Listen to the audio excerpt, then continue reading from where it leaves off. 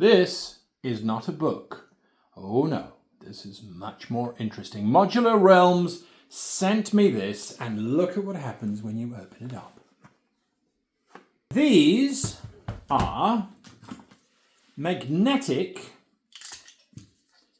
tiles. They link together. You get stonework, you get wooden floor. They link together. You can put them together however you like. You get little wall pieces if you really want to make your dungeons stand out. But at the same time, not be so irritating that you can't get your minis on them. Look at that. That's working so nicely to create this dungeon. But the magnets are really good. Boom, boom, boom. Here I've got my scene. They're all on a 5-inch grid. Doesn't matter which side you are using. They're really good quality. So I thought I had to share this with you. Now, you can head on over to their website, modularrealms.com, and find all that stuff. And just what a cool idea for storing them all in this wonderful book that just goes on your shelf. Modular Realms. Check it out. You're going to make your world feel so much richer and more vibrant and colorful and full of history with one simple little trick which you can use in your next session. Hello and welcome to this episode of How to Be a Great GM. How do you make your world feel rich and full of life and history without putting in any effort whatsoever? Now, when we are talking about world building and world history and great deep spaces of time and ancient civilizations, how much do you need to know about them? Zip, zero, nada.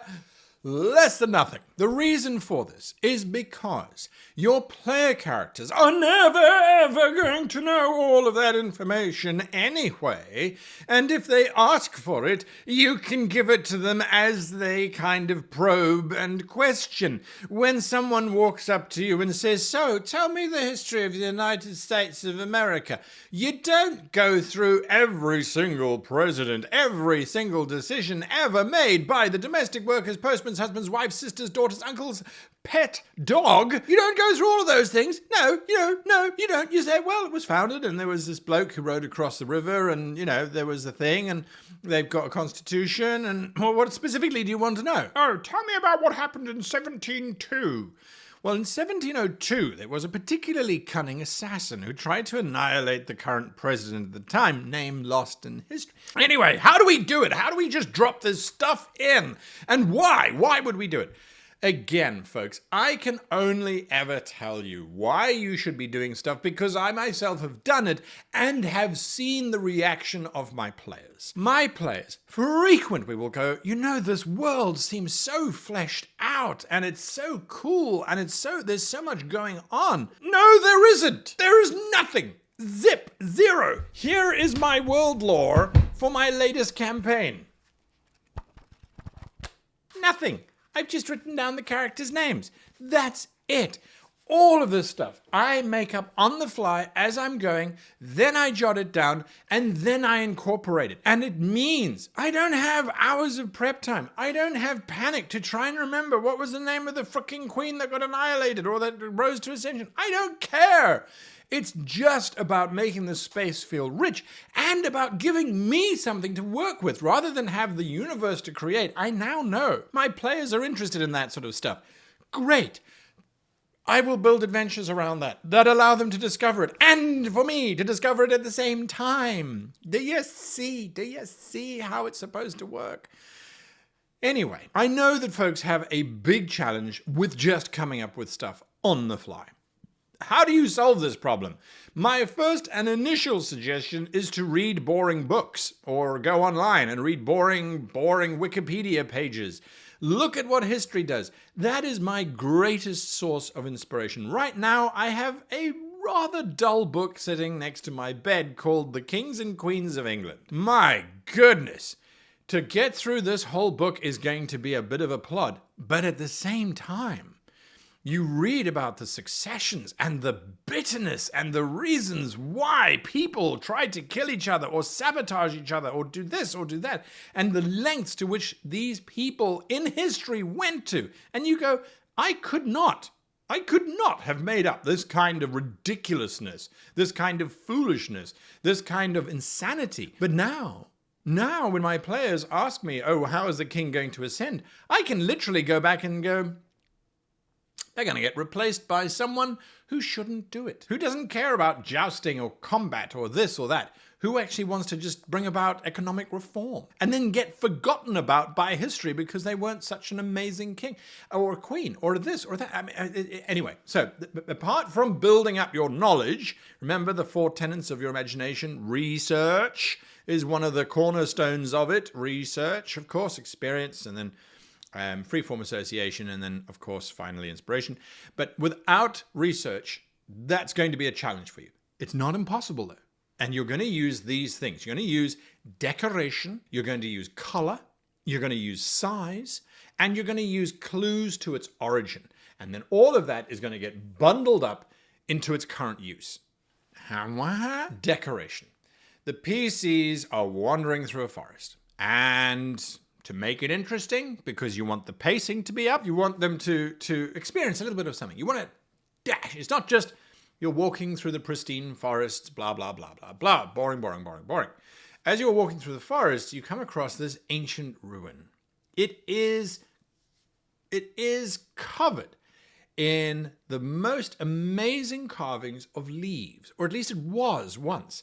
But now those carvings have, over time, worn down into mere suggestions, shadows of their once former glory. The players might go, okay, we move on. Great, absolutely fine. But there are ruins there that have got these carvings on it.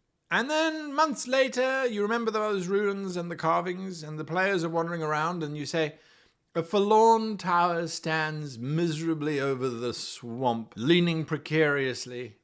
At its base, you can see that it was once covered in the carvings of leaves, but now they are but memories of those original shapes. What do the leaves have to do with anything? If the players don't ask that question, sure, move on, whatever. The tower's empty, it's used as currently a hideout for bandits, or for an old shade that lives there and needs some help. Doesn't matter. It did not take 10 seconds of your mind to think up and figure out, add in some architecture from a past age. But your world now feels like there was this nation that loved this leaf carving. Could they have been elves? Could they have been dryads or something that we don't know about anymore? We don't know. We don't need to know. It just adds some flavor. Now, if they go further, once you've added decoration, and it could also be the market that you stand in is an impressively large chamber. The ceiling is covered in squares of unusual shapes. The geometry doesn't seem right. It doesn't match the current architecture outside. This is a far older building. So the description could be anything. It could be subtle, it could be in your face, it could be intriguing, it could be simple. It really doesn't matter. Once you've spoken about the decoration, you then talk about color. Color, or any of the senses for that matter. But color is something that's really, really quick to discuss. It's really, really quick to describe. It is an immediate impact amongst the ruins that you see just poking out of the ground. Something red catches your eye. You realize that it is the corner of a mosaic, long since buried and forgotten. If the players uncover the mosaic, it's a mosaic of a dog eating a bunch of grapes from the hands of an impressive warrior. Who made it? Don't know. Why? Don't care. What was it for? Don't know. Not important, but the color is there. So now it's got a little bit more description to it. It's a little bit more interesting. If they find the mosaic, perhaps underneath the mosaic, there is the skeleton of an old dog that was buried. So this is an old tomb of a dog. That could be a quest if you want to add it in, or perhaps not. Perhaps the collar of the dog simply has a large ruby at the bottom, or because he's being fed grapes, maybe it should be some kind of purple gemstone. And that when you hold the purple gemstone, you get the sensation of loyalty and happiness that only a happy dog can bring. And you also get the faint scent of wet dog and other aromas that dogs are famous for making. Just spitballing, throwing it out there. Once you've added in decoration and you've added in color, you can then add in size. Frequently, we think of the ancients as building on a large scale. Well, yes and no. You think of the pyramids and you go, well, they were the tallest standing, structure that man had ever built. And then we built the Eiffel Tower, and then we built this, and then we built that, and then suddenly you've got things like Skytree in Tokyo, and you're like, okay, yes. So the ancients built tall stuff. The medieval period didn't really build very tall stuff, well, except for those gigantic freaking cathedrals. And now the modern day, we build stuff that is so big that you require vehicles to move around it, or trains. I'm looking at you, airports. Size is something that you can play with. A colossal space, or the ceiling in this room is only 4.5 foot tall. The innkeeper turns to you and says, I'm sorry, this level made out of stone, so it ain't gonna crumble or collapse on you. It was designed originally by the Halfling Empire. About 600-700 year old, I'd say. You can still find some of their scratchings on the walls if you look closely. Just don't stand up too quick, and in the middle of the night, remember to crawl out, yeah? Huge amount of history drop there, and it's just because the size of the space is unusual. And now if the player's interested, they go, I want to look for some graffiti. Hooked, hooked, hooked, hooked, hooked! And then the kind of scribblings that you could have. Mundane stuff, like Ploppy was here, and then Ploppy smells like a poo, or whatever. It could be ridiculous stuff like that.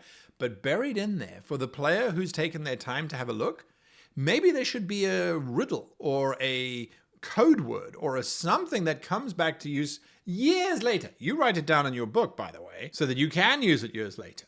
But reward the players for it. It means that they will engage more with your space. You can engage more with your space. Your world is becoming much more an amazing place to live in because of this halfling empire that existed 700 years ago. Whoa, what was that about? Talk to me about this halfling empire. That sounds interesting. Okay, maybe it's another campaign for another game where you go, you know what, we're going to explore the halfling empire. Doesn't matter. So now you want to leave clues. If there is no one to talk about the history, if they're in the middle of a mountain range and they come across this ancient old door that seems as if it's been collapsed in, but it's got some carvings on it, you give some clues as to the origin. It could be a dwarvish word. It could be a word written in a language that doesn't exist anymore. Whatever. A clue here or there for the players that are actually actively investigating. It's a wonderful opportunity to get them to really engage, to get them have a success, and to reward them with a little bit of knowledge. And then finally, what is its current use? So if it's an abandoned ruin, ruins are mostly abandoned on our own planet when we think of the great empty spaces, but they're usually not. They're usually occupied by a myriad of things. Wildlife make use of them for shelter. Runaways, tramps, vagabonds, thieves will use them to hide out in. This happened a lot. It's why a lot of the old castles were torn down as soon as a new lord came in. It didn't want all of these spaces being used by his opposition. Relics of the past have always been co-opted by the modern, by the present. Large chambers that now house a market because it has a roof that doesn't leak. The roof was built 4,000 years ago. All that kind of stuff. The current use oftentimes is not the same as the original use. Well, yes, I believe there's a mural behind one of the walls somewhere of, it looked like demons doing something, but we turned it into the library because it's not particularly a warm room, but it's not very damp either. Where is that mural? Oh, I think it's behind the books G to H. Giving it a current use, but having clues to it. Having something different, a color, a smell, a touch, giving it a different size, or playing with the idea of size, making it decorative in one way or another, or being completely plain in a decorated space.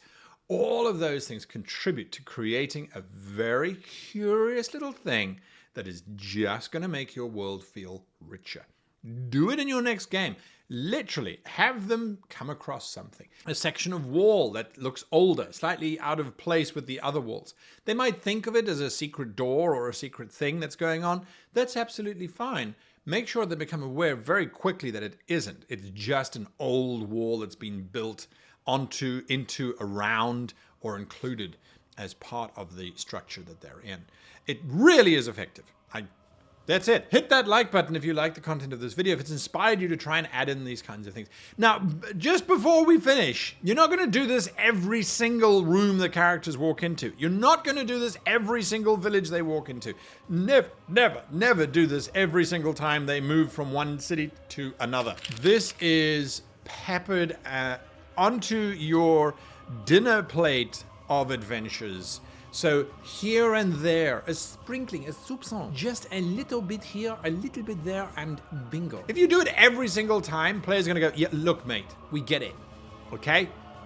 There's history. Anyway, you have an amazing game, and until next week, happy gaming.